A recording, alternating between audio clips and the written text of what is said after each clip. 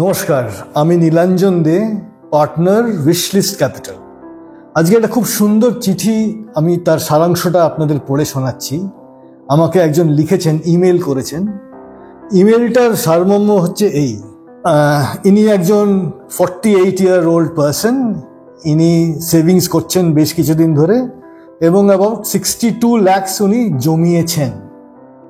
এখন ওর বক্তব্য যে 10 বছর বাদে আমি রিটায়ার করব।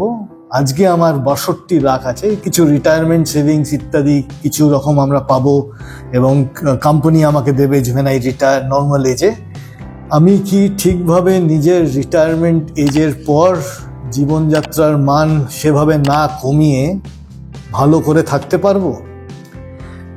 একটা খুব জরুরি চিঠি এবং এটা আমি জানি অনেকেরই মনের কথা। দেখুন, রিটায়ারমেন্ট হচ্ছে লাইক টুমরো সান, করতেই হবে অবশ্যম্ভাবী। আপনি আজকে যদি আন্দাজ 60-70 লাখ জমিয়ে থাকেন, আপনার যদি নর্মাল লাইফস্টাইল হয়, কোনো রকম সিরিয়াস এলমেন্ট মেডিকেল ইস্যুজ ইত্যাদি না হয় এবং খরচ যদি আপনি কন্ট্রোলে রাখেন, তাহলে কি আপনি ঠিকভাবে রিটায়ার করার পরও নর্মাল জীবনযাত্রা মিট করতে পারবেন?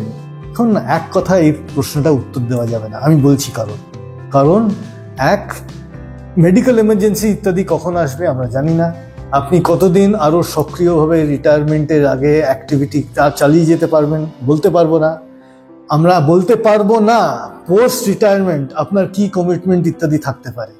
নাও এতগুলো জিনিস আমরা জানি না, কিন্তু তাও আমি বলছি, আপনি যদি নর্মালভাবে সেভাবে খরচ না বাড়িয়ে ইনভেস্টমেন্ট চালাতে থাকেন এবং ইনভেস্টমেন্টের প্রক্রিয়া যদি ধারাবাহিকভাবে আপনার চলে till your active income stops, তাহলে কিন্তু আপনি অনেক বেটার জায়গায় পৌঁছে যাবেন।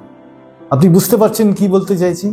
অর্থাৎ সিপ ইত্যাদি যেগুলো আপনি করছেন মিউচুয়াল ফান্ডে, সেগুলো চলতে দিন। হ্যাঁ, আপনি সিপ মনিটর করুন, পারফরমেন্স ট্র্যাক করুন, দরকার মতো প্রফিট বুকিংও করুন, কিন্তু সেটাকে থামাবেন না জাস্ট বিকজ আপনি রিটায়ারমেন্ট করার পর বা তার আগে কিছু ধ্যান ধারণা আপনার মাথায় গেঁথে বসে গেছে। Don't allow that to happen. বরঞ্চ আমি বলবো সিপের স্ট্র্যাটেজি বদলান। যদি দেখেন পরিস্থিতি একটু অন্যরকম হয়ে যাচ্ছে, নানা রকম গন্ডগোল হচ্ছে, আপনি স্বচ্ছন্দে সিপের স্ট্র্যাটেজি বদলাতে পারেন, সেখানে কোনো অসুবিধা নেই। আমাকে যদি বলেন যে আমি কি মান্থলি সিপ না করে উইকলি সিপ ইত্যাদি করবো, এগুলো সম্পূর্ণ আপনার সিদ্ধান্ত। আমি কেবলমাত্র বলতে পারি স্ট্র্যাটেজি বদলে যদি আপনি উপকৃত হন তাহলে করুন, কিন্তু সেটা আপনাকে করে দেখতে হবে। বাইরে থেকে আউটসাইডার কোনো রকম পরামর্শদাতা আপনাকে এসে স্পেসিফিক পরামর্শ দিতে পারেন বটে, কিন্তু একদম অ্যাবসলিউট নিজের রিস্ক প্রোফাইল অনুযায়ী আপনি নিজে করে দেখুন, তাহলে দেখবেন অনেকটা এগিয়ে যেতে পারছেন নিজের গন্তব্যের দিকে। এই ক্ষেত্রে বা এই যিনি আমাদের শুভন অধ্যায় যে চিঠিটা লিখেছেন, তার উদ্দেশ্যটা কি? উদ্দেশ্যটা হচ্ছে একটা আইডিয়া পাওয়া যে রিটায়ারমেন্টের পর যাতে ভালো করে উনি থাকতে পারেন, উনি ভালো করে জীবনযাত্রার মান সেভাবে না কমিয়ে থাকতে পারেন। এতগুলো নায়ের মধ্যে কিছু পজিটিভ নিশ্চয়ই আজকে আপনারা পেলেন, কিছু হদিশ পেলেন। প্লিজ এটা নিজেদের মধ্যে প্র্যাকটিস করুন। আমি আশা করব আপনাদের সিপ এবং অন্যান্য সিস্টেমেটিক প্ল্যানের যে পদ্ধতি, যে পন্থাটা আপনি আগে থেকে নিয়েছেন সেগুলো চলুক। যদি না চালিয়ে থাকেন, না যদি শুরু করে থাকেন, সময় নষ্ট না করে এক্ষুনি শুরু করুন। আপনি হয়তো রিটায়ারমেন্টের 10 বছর পিছিয়ে আছেন, আরও 5 বছর বাদে রিটায়ারমেন্ট হবে কি 15 বছর।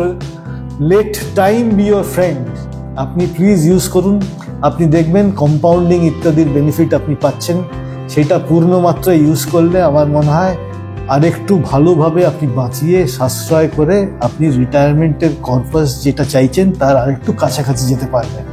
I wish you all the best. Please করুন, আমাদের লিখতে থাকুন। এইভাবে যেভাবে চিঠি লিখেছেন সেভাবে যদি আপনাদের অন্যান্যদের কাছ থেকে আমরা এরকম রেসপন্স পাই তাহলে আমাদের খুব ভালো লাগবে। ধন্যবাদ, থ্যাংক ইউ, ভালো থাকবেন, নমস্কার।